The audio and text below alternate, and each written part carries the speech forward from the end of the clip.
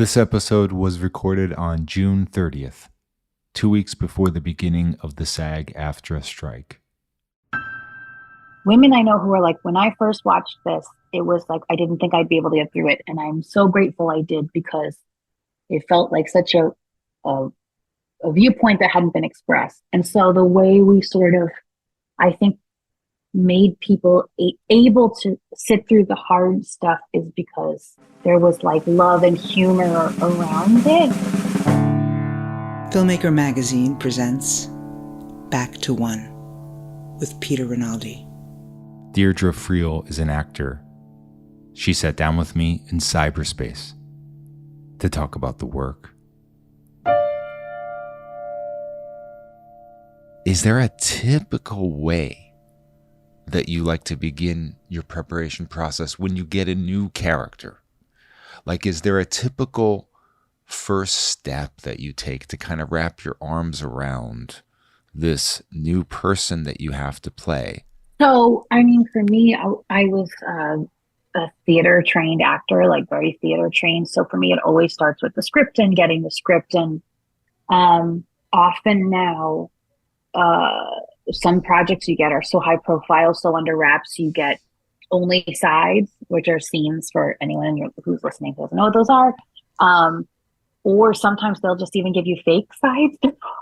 Like, so you feel really lost. I feel, because the script, the writer, the person who invented the world, gives you a lot of clues in the words, in what is said, in what is not said, in action lines, or again, in play scripts, like in stage directions, what is said by other people about your character, what you say about yourself.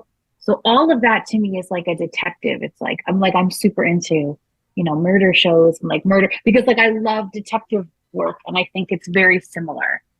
Once I now have the part, or once I've kind of read the script and put together as much of an idea, even if it's not like concretized in words of who I think the person is, then it's funny. I used to teach a lot. And when I worked with kids, and especially when I would coach like little kids, the very basic way I started to boil down, like, well, how do you talk about what acting is I always think of first how we're similar. Where are the places that me and this character are like, if not identical, really similar. So I don't have to act that, if it's like a fight with a best friend and I go, oh, well, this person, I totally get that. Then I don't have to really act that scene because it's just there. And then I look for the places where we're different. And I try to think of, is there ways I can relate to that? So I was a Meisner trained actor. So if I can't, like, I don't have children myself, but I have nieces. I grew up the oldest of 21 grandkids, like on one side of the family. So if I have to play a mom, which I do a lot, I think of ways I relate to caring for people. There are little people in my life that I care about, or when I am the person who is charged with caring for them. So that's like a way in. And if it's even further than that, if I'm, I don't know, like a soldier in 1940 or something, then I start to go, okay, well, this circumstance is, in Meisner, we say, as if. So it's as if I would be doing whatever. So I try to find something that I can relate to that's like that. And then I work on sewing them together. But like the very basic place I start from is, how are we similar? And then how are we different? I often say to students, it's like Google Maps, right? So if I'm going, let's say I want to drive from New York City to Los Angeles, Google Maps will give me directions. But if I say I want to drive from, number 12 East 87th Street to 428 La Cienega Boulevard, I'm going to get very specific directions, aren't I? Mm-hmm. So the more specific I know myself, and the more specific I try to know or understand this character, I think, right, the more accurate my directions are going to be, getting from point A to point B. And this is also bringing up the whole point that just getting that specific right off the bat probably is building a foundation for you that's kind of necessary. Because if you're like, oh, this is early, so I don't have to get too specific, that might kind of set a little wobbly foundation. I mean, I think it's different for different people. I also, I mean, like much like you, love listening to actors and people who are far better than me at the craft talk about it. And some of them say, I think, oh God, if I'm quoting this wrong, I'll die. But Kate Blanchett, I think she said about Tar, when she was doing Tar, there were a lot of times where she didn't know like what the character wanted. And then when in talking to the writer and talking to the director, they were like, yeah, because she doesn't know what she wants. So like, you don't know, like, it's okay not to know. And so for her, it was like a new evolution into the not knowing. I haven't come across that yet. When she said that, it actually sent a chill through me because I was like, oh God, that sounds terrifying. And then at the same time, we look at a performance like that and it was thrilling because it was terrifying. It was like watching somebody ride a roller coaster through a crocodile's mouth or something. You were like, oh my God, you know, so the bravery that it takes to like not know. I think we as human beings want to like know everything, concretize everything, never be wrong, never take a wrong step. And the best step you can find is in the muck, is in the wrong steps, is in the, oh, if I can't go here, oh, then it's going to be here. Oh, this is interesting. What's here? Yes. Can you talk a little bit about your training? You trained in some interesting places like the Globe. Yeah. So I trained, I always loved acting. I was always interested in it. I mean, even if you have my parents, even I was like 2-3 years old, I would watch my grandfather who did like community theater. I had an uncle who went to Juilliard. So I was always like very interested in it. And like, I remember there's a story about that. This is not my training, but like my grandfather did a play and I was like 3 and we went to see it. It was like South Pacific or something. And we went back to their house for dinner in Brooklyn. And my grandfather jokingly like said a line from the play. And I at 3 said the next line. And my grandfather like looked at me and I was like, all right. And we would go to my grandparents' house with my cousins. We were all joking about this the other night. We would make plays, like everyone be visiting. We would like rehearse in the basement and then like do a performance after dinner. So I sort of I was very fortunate. I didn't know how lucky I was that from a young age, I really knew I loved this and I wanted it. Because I know so many people now as adults who are like, I didn't know what I wanted. And I'm like, it's so funny to me. I just always knew what I wanted. So then when it came time to going to college, my parents made a deal with me if I was going to study acting, because it's very like unreliable field to like say, I'm going to get a degree in that. They said I had to get a degree so that if it didn't work out, I could always teach. And so I was like, okay, I'm into that because I also really like teaching. I would do that as like a summer job and stuff like that. Well, but mostly like, preschool kind of things like that. So I went to Rutgers University and they had a BFA. And then we went with Rutgers. I got to go study at the Globe. I was the first group of American students to get to study acting there. So they had an English language, like an English literature, like a Shakespeare lit program. People could go, but we actually trained with some of the people who were training the Globe actors, and we helped grow that program. And that was an incredible experience. We got to perform on the Globe stage. We got to rehearse on the Globe stage. I mean, that was like, and I was the only person going who had never done Shakespeare before. So I was intimidated to say the least. Yeah. That's where I think I sort of really fell in love with the script, really. Even though all through my training, the teachers always talked about the scripts being important. When you really start to learn about the way Shakespeare wrote and the I ams and, and where there are beats and where there are not beats and things that are said and things that are unsaid. And all of a sudden the detective work, I was like, like it just started. I started to think to myself, I don't know how I'll ever work on anything else. Because there's so much here. And so I got to study at the Globe, which was really, really special. And then, I just kind of went out into the world and started trying to do it. And I still feel like every time I get to work with really good people, which I've gotten to work with some really brilliant people, I try to think of it like a class. Like I'm here to do my job. But if people will let me, or if it's not interfering in any way, I'll sit at the monitor to watch someone good work. I'll take that time in the chairs when we're all sitting there to ask them about, Yeah. how they do what they do, because you get something else.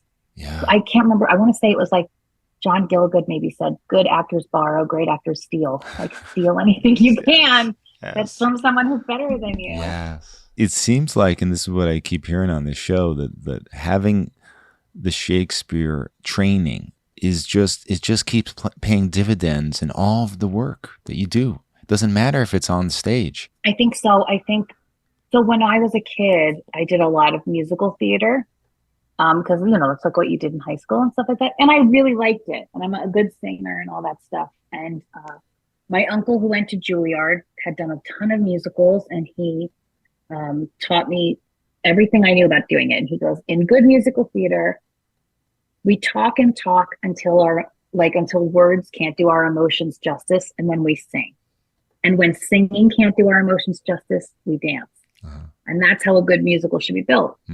And in Shakespeare, you're sort of living immediately from moment one at that singing level, at that elevated level. So to me, what Shakespeare taught me was how to be brave, in the way of you have to make a larger choice to live up to Shakespeare. You can't bring Shakespeare's language down to a colloquial level.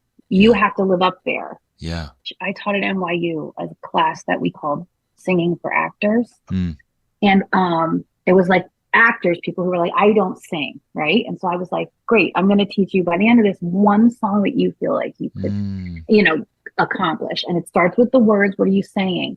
And then if you work with a person who is a good melody writer, a good composer, where the line of the song goes will tell you how you're feeling. So if my voice comes up here when I'm talking, I'm expressing something, and if my voice is down here when I'm talking, so we know this from how we talk. Right. Those things live in specific places in your voice and in your body. And if you then are brave enough to say that the music, we're a team. We're working together to express the emotion of this moment. Right. It's no longer you going like, oh God, now I have to sing this. It's like it's a Ferris wheel or something that you get to ride. Getting over that fear of singing, which so many people have, is probably so good for actors. So good. I have a very close friend who is a movement coach, brilliant acting coach and movement coach. And she works with some very high level people. And she goes, I could never sing. And she goes, I would rather be naked on stage than sing. Wow. She said, I would feel more comfortable that way with 1,000 people seeing me than, Wow. And I'm like, that's so funny to me, but I guess I'm lucky, Right. in that way, that I wasn't a fear for me. What about auditioning? Did you work up an approach to this that worked for you, and how has that changed since the pandemic? Like, are you somebody, and I've only talked to a few of these actors who actually really, really love the idea of a self-tape, and it's a minority of actors. Most of them come alive in the room, or they've learned to do something in the room, and now they're at a loss with what they have to do here, self-tape wise. What about you? There's some gains and some losses for me, right? It's like, so the good things about self-tape is I can do it on my own time. I don't have to worry about being late. So like, that's not an added stress of the, audition. I can do as many takes as I want until I feel like I got something I wanted. So all of those are great. And I can control the environment to some degree, to whatever degree I can. The minuses for me are very similar to that. Being in the room with people, there's no substitute for that. Also, like, there have been projects where I've lost out on for, a note of this or that. And I often think to myself, on my small days, I guess, like, well, if I had been in the room and someone had given me that note, I might have been able to do the note. Right. But when I have my wider lens on, I go, well, then the project wasn't for me. You know what I mean? Well, they found the person that they needed. It wasn't me, and that's okay. Yeah. But I do miss like working with people, because I love that. And I love being on sets or being on stages and like the collaborative level of this art form that like Yes. you get it, even in an audition is that. How did Greta come about on physical? You have such an ownership of this character because it's like supporting characters are sometimes just they come and go. This one feels so important to this show. So when I got the audition for Greta, we were all very elbow deep in the pandemic. I want to say it was like June of 2020 or something, right? And so I was like, is this project happening? Like I was like, okay, you know, and I did not get a script. I got 3 pretty meaty scenes though. So I think I got like 15 or 20 pages of material. And 2 of the scenes were from, I think, what was the pilot. And then one of the scenes was like a little bit later. So it was like enough material that I felt like I got some sense of a person, right? Yeah. So it wasn't like, here's your copy, Mr. Smith. And then I was like, go on, you know? Yeah.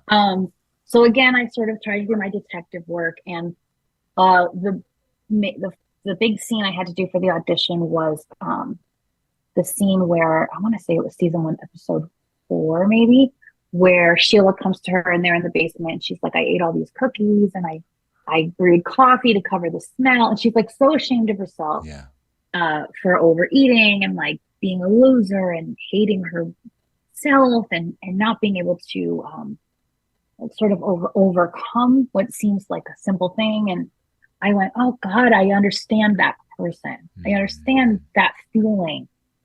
And so I went, I get that. So right, like I said to you before, so I went immediately, I get that. Yeah. To me, that seems like such a heart of this character.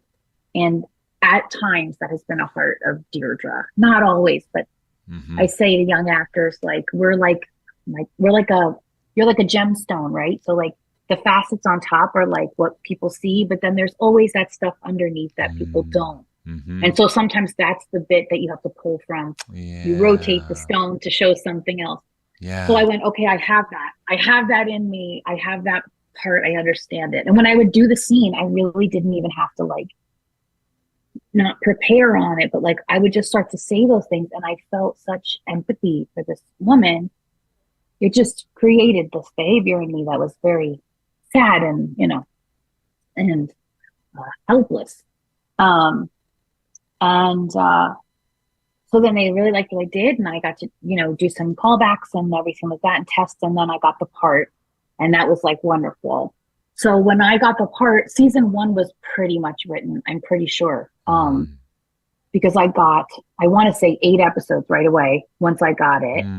And then I got the 9th episode when I got to LA, because we had to come out to LA like a month ahead of time to like quarantine and like, you know, be really safe. And then the 10th episode came, I'm pretty sure right after we started shooting. But so I got the sense season 1 was written. They had an idea of what these people were. Seasons 2 and 3, if you're lucky enough to be with the show for multiple seasons, which I've had this experience a couple times now, writers will start to write at you, towards you, with you. Right. And not always. There will still be things in season 3, even that Greta does, that Dierdre would not have made that choice or gone that route.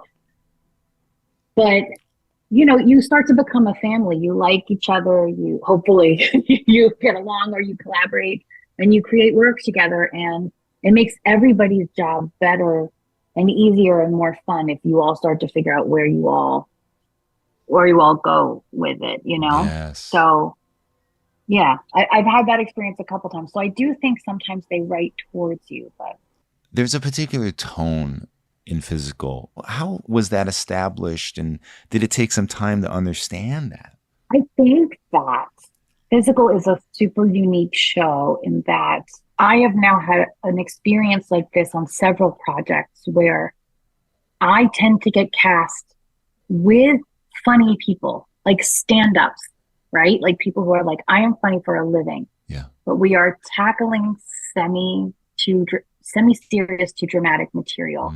And I think when that happens, what happens is everybody is just naturally has a humor, has a sense of humor. Like I am my face is extremely expressive. And so there will be times where I will be on the inside, like hurting so badly, but then I'll go watch the take and like my face looks, it's really funny. Like, but it's not because I'm trying to be funny. I think I just sort of have a natural humor in some circumstances. Mm-hmm.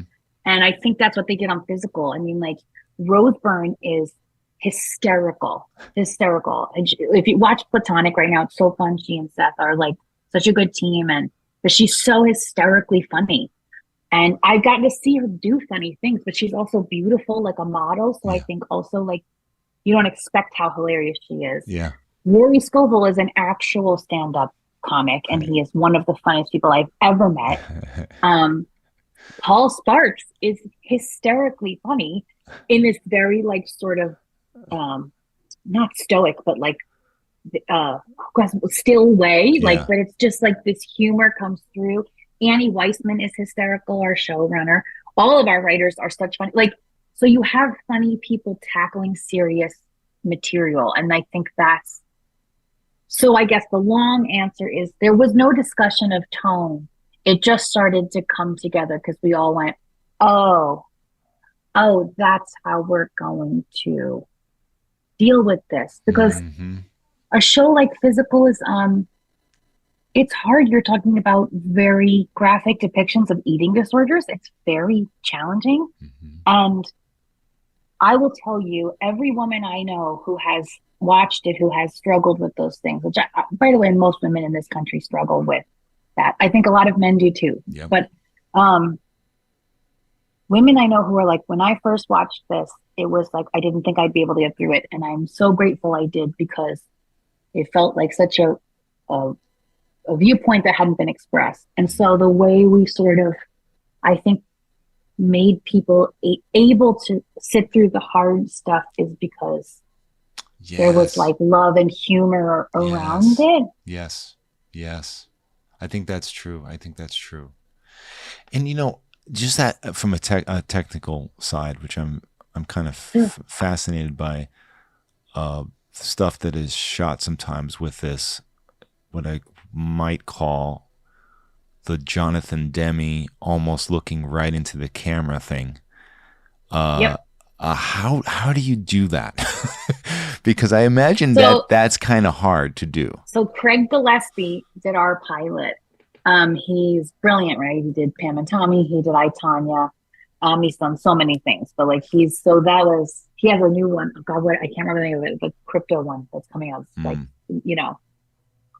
And so there's a piece of tape like on the lens that they'll like be like, look at this tape, right? And then they'll look at your eyeline, they'll move it over half an inch. Okay, look here, you know. And if you're talking to two characters, they'll be like, you know, pink tape for Rose and then green tape for Rory. So you're doing like, right? Oh God. But and so what the first day, Rose and I were up, first shot, first day for everybody. It was like, I think my call was something like 3:30 or 4 o'clock in the morning. I was like, oh my God, I had to get up at 2:30 in the morning to make it. It was brutal. And I was still on like New York time. So it was just really, I felt crazy. But anyway, you know, Craig was like, look here and do this and look right into the lens and do that. And the camera would just like, I was looking and then the camera came like zooming at all this stuff. And it was like, okay. And at one point I said to Rose, what are we shooting? And she's like, I don't know, action. Like the car pull. I just was like, I didn't know what we were doing really. And then after we shot for like an hour, Craig pulled Rose and I over to the monitor. And he's like, I had someone quick edit what we just shot. Wow. What we just shot. Wow. So I was like, oh my on gosh. set. Okay, I'd never on had this set. They're on editing. Set. That's incredible. I had never had this experience before.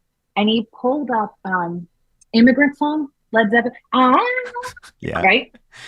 So now we're watching this sequence where like Rose pulls in, camera zooms on me, Rose pulls out. You see the little girl stand there, but you hear this music.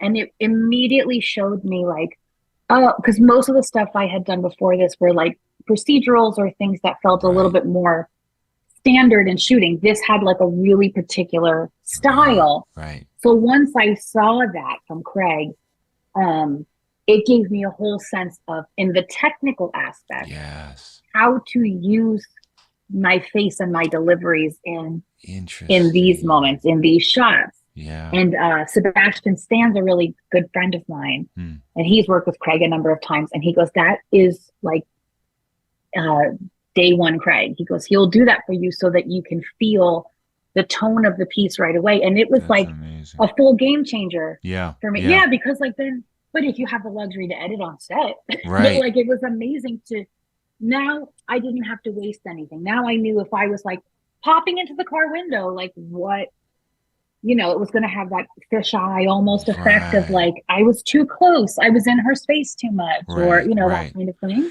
Yeah, and I guess it's necessary, like to show, like I have this style here. Trust me, this is not for. I'm not just doing this for some kind of silly reason or something Right. like that. You kind of need to know that. And right? if you're lucky enough to all be part of that process, or like if you work with smart people, then every bit of information, again, it's that detective work. Every bit of information then becomes, oh, well, if that, like, so you know, right? Any good actor or any actor who's worked for a bit goes, okay, so when you're shooting me, if the show is about her and you're shooting me, it's her looking at me, right? So this is her eyeball. So when you see me, it's through her eyeballs, right? In a way. Right. So then it's that Shakespeare thing of going, okay, well, this might not be like feet on the ground Greta.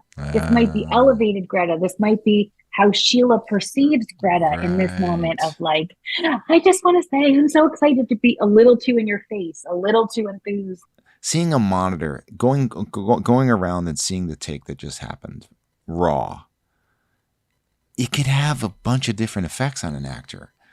Like you could learn some things and it could be good if there's an issue. But if you're feeling good and you turn around and you look at a take raw, it could totally knock you off your game, right? Yes, I would have used the bad word there. See, I would have said it would have effed you. But I don't go watch myself in the monitor. I really prefer not to, for a lot of reasons. I had an acting teacher in college when talking about theater, and he would say, if your friend does something brilliant or terrible, don't tell them. You know, go support them. But if you tell someone, oh my God, that moment was so good when you picked up the cup and you looked at it and you looked at the clock and we knew, right? Well, now the next night, that person has no choice but to be self-conscious of what was a beautifully unconscious moment. It was just natural. Right. And so that's why now the blessing of doing film is once I've filmed it, it's filmed. Right. But if you're going to show me something and I have to go back and do it, it's very hard for me not to be self-conscious and then manufacture the moment. However, Rose and I have talked about this at length many times. She said, like, all the best people she's worked with, like the top notchers, Kate Blanchett, I was on The Sopranos, Jim Gandolfini went over and watched himself do 40 takes of something and then went back. Like, you would do 3 or 4 takes and go watch it and do 3. So I do think if you can get to a level where you can be objective about what you're doing, it can be incredibly helpful, because then you think of those people who are the masters of the craft do that. I am not there yet. I'm way more organic. And so I trust, like you're saying, trust the director. I trust the person on the other side of the lens to be like X or Y or Z, or trust me, like, put your face like this instead of like this. Hold on, hold your chin there. That's it. And so I'll have to go, okay, my nose is pointing at that. Like, I have to find a thing. But if they're telling me this is the right look as opposed to this, I have to trust that technical element, because I'm still working on how to be objective. Even when the show comes out and it's edited, I have to watch episodes 3 times, because I first watch it and go, oh, well, that was terrible. That was terrible. Oh, my, look fat there. Like, I can't just watch it. The second time it's better. And then the third time I can actually watch what I was doing, what everybody was like, not enjoy it. Just watch what I was doing. Yeah. No, I don't ever get to enjoy my own work ever. And, you know, maybe 20 years from now or something. I do know I've at least gotten to the point where I can watch stuff. I can get to a point where I'm not so critical of myself, so I can watch it and even go, oh, I liked what I did there. Or go, I should have done blah, blah, blah. You know, or I wonder why they used that take instead of, I did an interview the other day where they did a clip of the show, and I remember filming that scene. On one of the takes, I was like really, really crying. And then the take they used, I wasn't crying as much. And I thought, I wonder why they used that. And whatever they must have used that for whatever reason, right? Like, and it was fine. But it just was like, I went, oh, I wonder why they picked that instead of the one where I Yeah. was like really emotional, but they must have, had their reason. And maybe Right. it was about her. Like she had to leave me. So if I'm like sobbing and she leaves, then maybe she looks like a jerk. Like it's not Right. about my performance, Right. And this is a good lesson of like, you really don't know what they're going to use, and you have to just trust it, and you can't walk away thinking like that was the one, because you really have no But idea. you also have to have the humility of, unless you're number one, and even that, I mean, I haven't been number one, so let me not even speak to that level. But unless you're number one on the call sheet, it's not your story. So you might have done the world's greatest take. But like, so this one scene that we showed this clip of is I come into the office and I'm like crying to her, I can't do this. And I'm like, I can't lose my husband, and blah, blah, blah. And she gets distracted by seeing the imaginary character. And then she leaves. And actually, when we went to film this scene, her line was something like, can you excuse me for a minute? And I remember Rose saying to Annie Weissman, is it okay if I say something like, can I get you a glass of water or something? Because she's crying to me. And then I like split on her. So Annie was like, oh, totally. That makes sense. Right. And so when I look at that take, I go, oh, I did a different take of that, a better take of that I thought.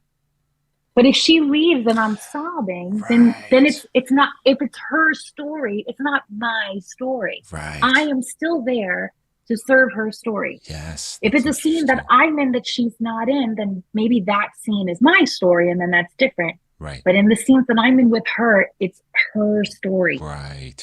It's her story. That's very interesting. That's very interesting. A lot of actors who love theater have this feeling like, it just doesn't pay the bills. It's like, I would love to do it if it actually paid what film work pays. I mean, how do you feel about that aspect of it? There have been a couple of plays that have come up for me to do, and like none of them have been able to time out right. It's tricky because like if you're going to go do Broadway, it's like at least a 6-month commitment kind of thing, and that's once you're in the run usually. So then it's like you have a couple months, like a month of rehearsal, a month of tech, a month of previews, and then so it's like, and so that's been tricky because I've been also very fortunate to just have some projects lined up and things like that are, I do miss being on stage. I'd love to do it again. And I know that the right opportunity will present itself and stuff like that. And I'll go do it when I can, but I do miss it. The live interaction with an audience is unique. I think also, and I say this to young actors a lot, there is also a practical side to life, which is like, there are times where you also go, I'm a grown-up and I have bills to pay and a mortgage to pay and, whatever, family to support and things like that. And so sometimes there are financial decisions that you have to make. You might prefer one project artistically and prefer one project financially, and you it's a hard choice to make sometimes. When I was in New York, I was in final callbacks to replace a friend of mine who was leaving Hello Dolly in like a really great like feature role on Broadway with Bette Midler. And I was like, oh, it's amazing. And it was like, I think the contract was something like $3,000 a week or something. And that was like a really good contract. And I was also up for Our Lady of 121st Street, written by Stephen Abbey Girgis, that was going to be at the Signature Theater. And because it was off Broadway, I feel like, I can't tell you for sure, but I feel like at that time, the rate was something like $749 a week. And so my manager and I were talking about it, and he was like, we should go with the Signature show. And my mom goes, who's going to pay your bills? Who's paying your bills? If and it was like a fair, he goes, this is my opinion on it. But he said, if you do this part in Hello Dolly, you'll be like this hilarious musical theater lady and everyone will think it's great and you'll be really good in it. No one will be surprised you did it. If you do this part in this really gritty play where you're like incredibly shy and timid, everyone will go, what the heck? Like you'll surprise people as an actor. And so we ended up, that's the way we went. We did the Signature show and I took a really big financial hit But that casting director cast New Amsterdam. And then that's how that all, Boom. so and we didn't know that. It wasn't on purpose, but you just don't know how the decisions you make. But at that time, I was in a position where I could make that decision. And you're not always. Sometimes you just have to pick the money. You have to live. You have to be okay. So, you know, it's, I know it's a long-winded answer. I don't know how I would answer that. I love don't know how I'd long-winded answer answers. it. Can you shout out that manager, because that manager took a hit herself, and Yes. that's a good manager, because not only was that the right choice for you, that was the right choice for the manager, because it led to more work and more work that you wanted to do. Yes. Huge. My wonderful manager, Tony Clower with Blue Ridge Entertainment. I've been with him for a long time. I've told him I'll probably die with him. He is one of my dearest friends as well. We've been able to have some hard combos through the years. You know what I mean? But I think that's also why we were able to arrive at that decision together, because our relationship is really special, and we can be honest with each other, you know? Yeah. And we were, even at that time, like I said to you, there was like a big financial disparity. And at that time, I don't think I had ever made $3,000 a week as an actor. That was huge. It would have paid for my apartment. I would have been very comfortable, like all these things. And I said to him, I have to think on it for like 24 hours to just make sure I'm okay. And he was like, yeah, you know. And it did end up being like a great choice for us, right? It ended up blossoming to all these other cool, really great jobs. Right. But we didn't know that at the time, truthfully. Like, I think he had an instinct, if I did the play, it was a better segue into film and TV work, which then pays differently and often more. But like, you're taking a risk. You're taking a risk. Right. And that's a legendary show now. Everyone knows that production. Felicia Rashad directed it. I mean, it's not like he's telling you to go to do some community theater, but still. No. Oh my God. The people in it it was so great. Like it was, John Doman it was like, to work with Dierdre. Also, I read all of his plays in college. So I'm not like a person generally that's like in his world. So to have that opportunity, it was incredibly special. Incredibly special. Right.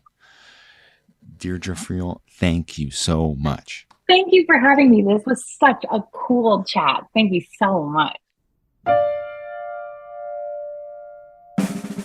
Back to One is a production of Filmmaker Magazine, which is a publication of The Gotham, formerly IFP. Listen to back episodes of this podcast at filmmakermagazine.com or wherever you get your podcasts.